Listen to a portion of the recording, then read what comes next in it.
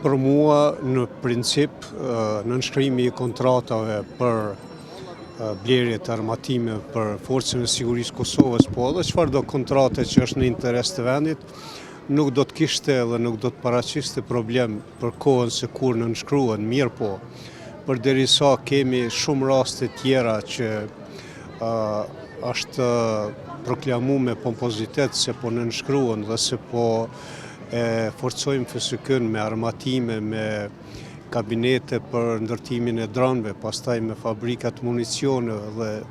me fabrikat të dronëve. Dhe të gjitha këto kanë mbetur në fakt vetëm si një deklarat dhe si një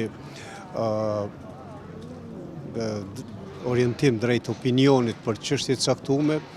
në një farë mënyrë humbet edhe besimi në raport me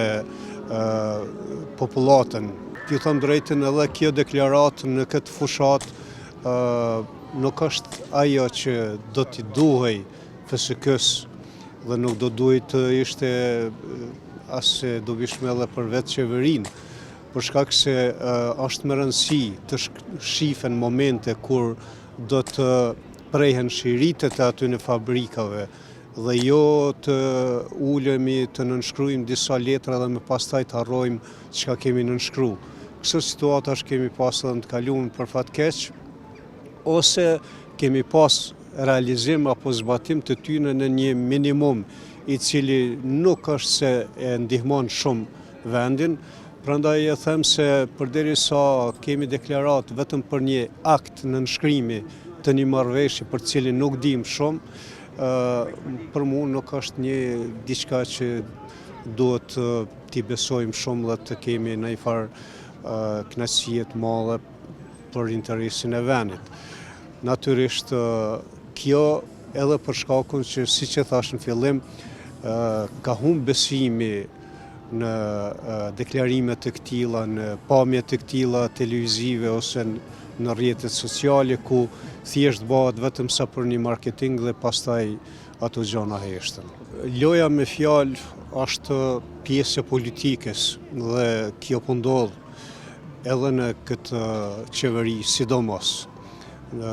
Ka ndodhur edhe në të kaluarin, mirë po jo në këtë shkallë dhe këtë intensitet siç po ndodh tani. Po e them loja me fjalë për shkak se deklaratat e tilla në fakt në fund nuk po rezultojnë me një të arritur konkrete. Dhe nëse themi se një qeveri ka investuar ma shumë se të tjerat, duhet edhe të kuptojmë edhe të kujtojmë fazat në për cilat kalu FSK-ja. Ka qenë një periudhë kur FSK-ja s'ka pas drejt fare të blej armatime, prandaj edhe s'ke mujt me investu shumë, po është investu në atë pjesën ku ka pas mundësi në përgatitjen e kuadrave. Pastaj kur ju leju FSK-s, erdhi momenti kur mund të investojnë në armatim dhe tani nuk shoh se kemi kufizime, sidomos kur kemi mbështetje në Shtetet e Bashkuara të Amerikës, e cila është një partner serioz për Forcën e Sigurisë të Kosovës. Mirë po,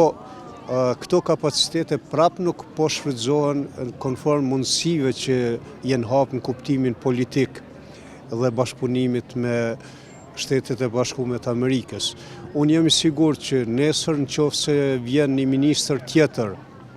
i mbrojtjes dhe një kryeministër qeverie, ai do të investojë më shumë se që kanë investuar këta deri sot. Prandaj po them, kjo është më tepër lojë fjalësh. Nëse e shohim diagramin e investimeve në Forcën e Sigurisë të Kosovës, ai diagram gjithmonë ka shkuar një trajtshëm në rritje, jo se ka pas ndryshime të mëdha drastike ku një qeveri nuk ka qenë gjendje në kushtet të po them të njëjta me investu kurse tjetra ka investu. Por konform rrethonave dhe zhvillimit të Forcës Sigurisë, lejeve që i ka pas për të ecë përpara dhe kontrollit që e ka pas nga NATO-ja, aq jenë bërë edhe investime. Tani ato kontrollet strikte që i ka pas dikur FSK-ja ma nuk janë, është lënë hapësinë qeverisë shumë që të bëjnë këtë drejtim dhe sigurisht që unë shpresoj që edhe qeveria e ardhshme, cila do të qoftë ajo, do të investoj ma shumë se që është bërë për këto 4-5 vite.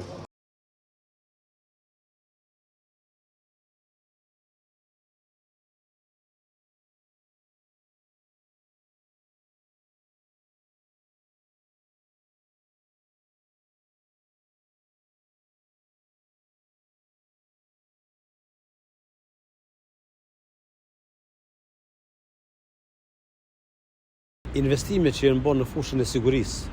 jo vetëm në FSK, po edhe në polici dhe në AKI,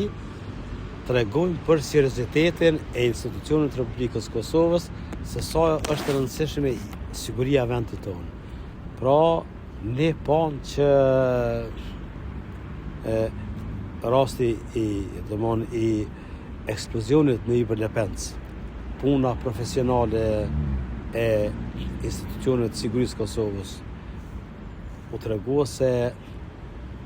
jo vetëm kjo qeveri, po se cilat qeveri ka kushtuar rëndësi të veçantë Forcës së Sigurisë Kosovës, policisë dhe AKI-s. Pra janë 3 shtyllat kryesore. Mirë po, kur kiet parasysh lëvizjet gjeopolitike në botë, lufta në Ukrainë, në lindjen e mesme,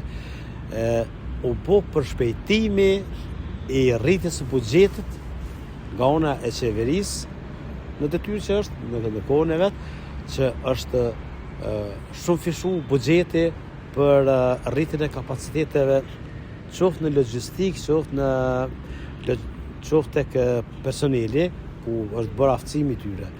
Dhe unë jam i kënaqur me investimet që janë bën Forcën e Sigurisë të Kosovës dhe e proklamimi gjatë kësaj fushate se vitin e ardhshëm për Forcën e Sigurisë të Kosovës do të investojnë mbi 1 miliard. Është një lajm i mirë dhe unë besoj që do të realizohet kjo, po unë besoj që do të realizohet edhe kushdo që vjen në këtë mandat në qeveri, sepse është parsore që Forca e Sigurisë të Kosovës të kompletohet në fazën e fundit të saj, të jetë aftë për vetëm mbrojtje të Shtetit të Republikës Kosovës dhe pse jo të prodhoj paqe dhe siguri jo vetëm për Kosovë, po të jetë krah për krah me vendet e Aleancës Veriatlantike.